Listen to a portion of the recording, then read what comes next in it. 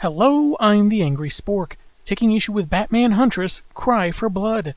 Helena Bertinelli's alter ego has been framed for the murder of her own mobster cousin, and now a reporter that supposedly wrote a hit piece on her.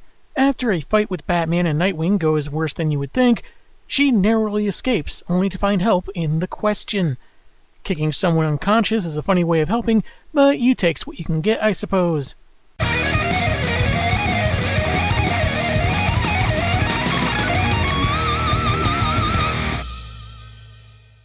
Issue 3's cover sees Trenchcoat McNoface watching Helena break off the top of a training stand, and a lot of this is in green.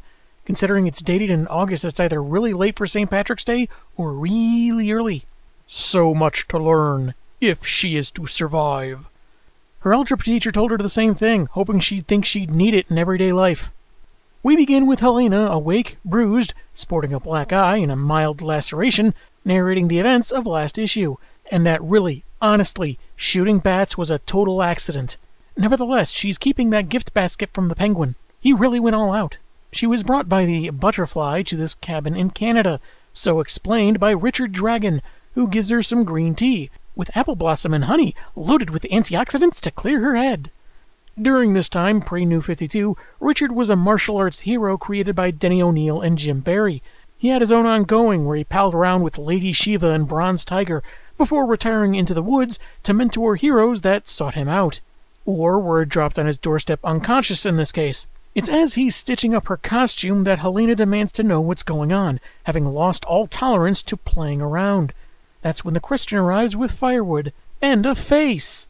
The transplant surgery worked! Huzzah!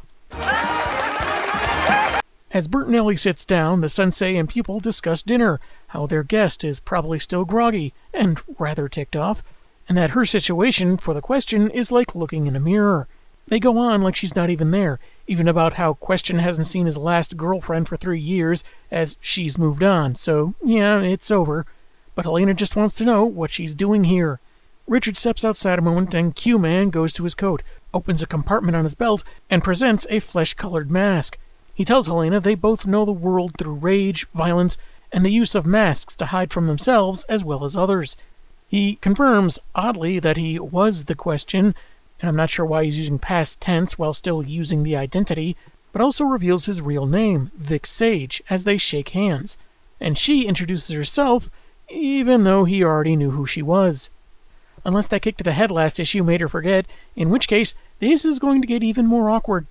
Back in Gotham, Robin, at the time Tim Drake, is talking with Barbara about the case, that despite the evidence, her being gone for a week and what everyone thinks, he suggests Huntress is being framed. She's smart enough to not be so sloppy, making herself the sole suspect.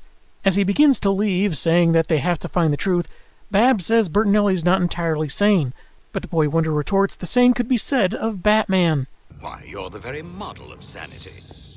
Oh, by the way, I've pressed your tights and put away your exploding gas balls. At the cabin, Vic explains that Richard is a kind of teacher who, if Helena is willing, can instruct her in many things, like how to live. She says she already knows how to do that. No, you know how to keep from dying. That's basic knowledge. Just about everyone has it. Hey, sometimes you're hungry, you don't feel like cooking, and that Play-Doh starts looking more appetizing than usual. Or so I've been told. Her injuries are minor, her suit repaired, and she could leave now and get back to Gotham in 3 days. But she's so isolated, driving away anyone that could have helped her, she'll end up in a pine box within a week. The patient and your condition can suffer from a major case of deadness. It's an educated guess, as Vic apparently knows her, suggesting she'll start busting heads for a lead on who's behind the frame-up before being confronted by the police or the Bat, and whether she chooses to run or fight, she'll ultimately lose. He knows because he was on a similar trajectory once, but didn't quite survive. He died, but got lucky. I wasn't on Dan DiDio's murder list. Placing his hand on hers, he insists she hasn't got much luck left. Sometime later, he walks out, telling Richard he has himself a new student, one that'll probably give him more trouble than Vic did, as he heads off to Gotham with some questions and asks his mentor to take care of Helena, because he kinda likes her. Of course you do. She's your other half. Yeah, they've got wacky sitcom couple vibes for sure. We return to the clock tower where Tim has put up a week's worth of info he gathered in the library, reciting that, much like Bruce, Helena lost her family at 8 years old, about 15 years back, which would make her about 23 at the time of this story. Seems kinda young for someone that's been a teacher as long as she has. Maybe she went with a 2-year teaching degree. But the tragedy was not limited to strictly her parents and brother. There was a calculated eradication of the Bertinelli bloodline, even people who had the name but weren't connected, all to ensure there'd be no heirs in Gotham. This leaves 2 questions. Why do all this, and why spare Helena? She, meanwhile, is practicing Tai Chi with Richard, but since she already knows it, she kind of goes fast forward to the end. Dragon, taking a slower method, cites Marshall McLuhan's line about jets not needing rearview mirrors, and how it relates to Huntress, moving ahead as quickly as possible, avoiding looking back, fueled by rage and passion, with vengeance and fear as their destination. Animosity and isolation at the baggage claim, resentment and distrust in your overhead compartment. A butterfly lands on his hand as the teacher moves into the final pose, saying that the faster Huntress goes, the more she's dragged by the past, tearing herself apart. She needs to slow down and remember to breathe as the butterfly flutters away. Following more training, both combative and meditative, Helena admits she's been running scared, out of breath, and trampling anyone or anything in her way for years. Richard asks where she's going, what she'll do when she gets there, and her answer is that her family's blood calls to her, and she dare not refuse.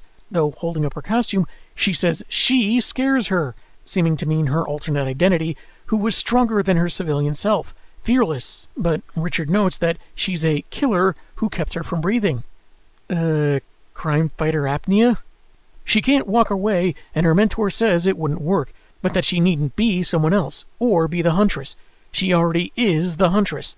I guess to say that, regardless of the costume, this is who she is, that the vigilantism is part of her nature. I'd wager because of all the omerta and Sicilian pride and all that. One night he asks what her passion is, and while before their training she would have said vengeance, after 3 months, it's probably... Spaceballs the flamethrower! The kids love this one. Something she doesn't get to finish because Vic has returned, the two sharing fairly significant gazes. Richard packs her things and hands them to her, saying class is dismissed, and what she has left can't be finished here, so it's time to go back home. Only in Gotham can she rate her stay at the cabin on Travelocity. They have better Wi-Fi there. So over the river and through the woods, 28 miles to the nearest town they go, where Vic reveals her apartment is being watched, which he noticed while taking care of some things for her, paying bills, collecting mail, cleaning out the fridge, and the like. I'm either touched or annoyed, I'm not sure which. Touched is better. Phrasing. They're at a bus stop with another hour before the next ride out arrives, and Helena asks Vic why he's doing all this, and he's all, why not? He's always helping out superheroes targeted by the mob when he gets bored. He got sick of macrame. He has a question of his own, how she became the Huntress. It's a long story, but with the trip ahead, they've got plenty of time. So she pulls out the cross from her costume and says it started in Sicily. That's right, folks. Her journey to becoming a violent, mob-hating vigilante all started with a Golden Girls reference. Issue 4's cover is sporting the Dark Knight's colors, black and yellow, save for a young Helena standing on his emblem, proudly holding a crossbow. I'm here to chew bubblegum and renegotiate my bedtime, and I'm all out of bubblegum. Once there was a little girl who learned to hate, and was immediately given a show on Newsmax. Initiate flashback! Helena recalls being at her family's funeral, her mom's being the only open casket because she was shot in the chest, whereas her dad and bro each got it in the face, damaging them beyond the mortician's ability to repair. Even though they were only shot once? What kind of bullets was this guy using? Sheesh. Anyway, with all the flowers around, she got the impression that her kin were loved by a lot of people. But eventually she would realize this wasn't the case. They were sent not out of grief, but of joy. As one card from the detectives at the Gotham Police Department read, Many Happy Returns, which, for those who don't know, is short for Many Happy Returns of the Day, intended for someone celebrating their birthday and hoping they have many more ahead. Meaning the cops are basically saying, hope there are more funerals for you in the future, which, considering the Bertinellis were involved in organized crime, you could understand why they're not more torn up at the loss of drug runners and killers that probably offed some cops they didn't or couldn't turn dirty. On the other hand, one of the victims was a kid that had nothing to do with any of that, much like the sole survivor, so it's actually pretty freaking twisted. The story is put on pause long enough for them to board their bus, and she goes on, that with the other Bertinellis across the country being wiped out, her uncle Tommaso sent her to Sicily, kept safe where the Panessas were still strong, to his brother who ran the Mandragora family, and under the watchful care of 16-year-old going on 25 by the looks of it, Salvatore Asaro. Call me Sal, cuz. Call me Sal. She had never seen a place like Sicily before. So beautiful, and it's as if it was speaking to her. Well, there was that time she visited Wisconsin, but it mostly talked about the Packers and new recipes involving various sausages and cheeses. Upon arriving at the Asaro's home, she's instructed by Sal's dad, Nicola, how they're happy to have her, but she must remember the rules. No feeding the mogwai after midnight, no talking about Fight Club, a genie cannot kill, make people fall in love, or raise the dead, and don't mess with Texas. She's to help around the house, do as she's told, don't speak to strangers or visitors without permission, and never go into the barn. I've been trying to redecorate in there, but no matter what I do, the feng shui is always off. When her Aunt Antonia is about to take her upstairs, while father and son go to talk business, presumably, Helena rushes to her cousin for comfort, which Uncle Nicola derides her for, being like an animal and so scared for a Bertinelli. Really classy, mocking an orphaned 8-year-old that saw her family get plugged right after they've been buried. Fortunately, Salvatore understands and sympathizes with the girl, and assures her that she's safe. And she very much was, even if she didn't understand it at the time. The next day, she was scared by gunshots and saw her uncle and cousin practicing on targets, going into the barn for a bit, then coming back out for more shooting, which she figured was all about protecting her. Present-day Helena apparently dozed off at some point in the middle of her own story, until they have to change buses, and she continues. She was still frightened and didn't know what the family business really was as she watched Nicola and Sal train, even in hand-to-hand, while staying out of the barn. It was a little strange, but then so were the language and culture of her new surroundings. They'd also meet with people at the house, in particular boss Mandragora, who would sometimes take one or both of them away for days or weeks at a time, which young Bertinelli really didn't like. Good instincts. Never trust anyone that looks like Abe Vigoda's no-good kid brother. In her first 3 years there, Helena would wake up screaming from nightmares, which would be worse when Sal was away. Seeing her family murdered over and over again, and the killer returning to finish her off. One night, Sal came to reassure her that she was just having a bad dream. And as a subtle clue into the passage of time, the Asaros were previously speaking English to her and their native tongue to each other. But now Helena's become so fluent they're both speaking Italian as she tells him about the dream and begs him to make it stop. It was at that point they'd both had enough, so her cousin tells her she's the only one who can do that, takes her outside to the barn, specifically beneath it. Up to that point, Helena did little more than her house chores and study with tutors, trapped by fear and overall caged, if for her own protection. But now she was shown another way, as her cousin presented her with a wall adorned with an assortment of weapons, firearms, blades, tools for both close-range and long-distance attacks. Each night she's been hearing blood cry for blood, and now she must choose how she answers that call. Preferably not with a funny answering machine recording. Given the circumstances, it's a little tacky. She can either live her life in fear, running and hiding, or she can fight back, protect herself instead of being at the mercy of others, and take revenge for her family. Be the hunter or the hunted. As her expression goes from amazement to serious, she reaches for her chosen weapon, a crossbow, and tells her cousin to teach her. Seems rather ambitious of her when it's almost as long as she is tall, but hey, it's her vengeance, who am I to judge? At 11 years old, she wasn't particularly strong, but after 4 years, not only could she fire 10 bullseyes out of 10, she also practiced physical combat, knife throwing, strength training, all thanks to the Asaros and their trade in assassinations. As Helena and Vic leave their bus and grab some refreshment, she admits she didn't know what they really did, as Sal basically talked about the Mafia as noble protectors of the downtrodden, rather than the criminals and murderers they really were. And Vic says that all organized crime fosters such a fantasy, be it the triads or the Yakuza. Nothing says hero of the people like breaking limbs or cutting off fingers if you miss a protection payment for your storefront. One day, both her uncle and cousin were arrested, which they didn't think much of at the time since the mafia had been untouchable for centuries. But the Italian government had recently started cracking down on organized crime, something fierce. Helena was sent to a boarding school to be out of the way during their trial, but this had become international news, and she did end up reading the stories, then read beyond that, the history of the mob and so forth, until she finally understood that the myth of mobsters as great men was all a lie. They were corrupt and evil, and her family had led them for 100 years in Gotham.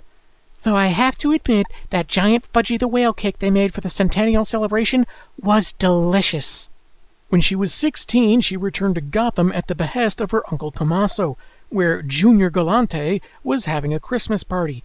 But she spent most of her time standing in the corner hating everyone in attendance for their smug pride making her live in fear for so long, and she wanted to terrify them. But they weren't afraid of anything.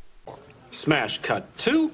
Batman crashed in, tossing them aside and showing how afraid of him they really were, that they couldn't escape his vengeance. After taking the last of the goons out, Bats turned to young Helena, making her recoil, but he was gone a moment later, leaving her with the confidence that she, too, could fight the mob. You're definitely going to want to work on your upper body strength if you want to bash someone's head into a wall as effortlessly as Batman. You can't always count on leverage or momentum to help you out. Vic finds it all a bit amusing, that Bats seemed to have created her through example, and now she has a struggle against him, seeking both approval and liberation, like he's her father in a manner of speaking, but Bertinelli thinks he's full of it as they leave their final bus. At last in Gotham, and at her building, Helena can finally begin clearing her name and getting her life back together. Vic hands over her duffel bag, she thanks him for everything he's done for her, and before he leaves, invites him to join her inside.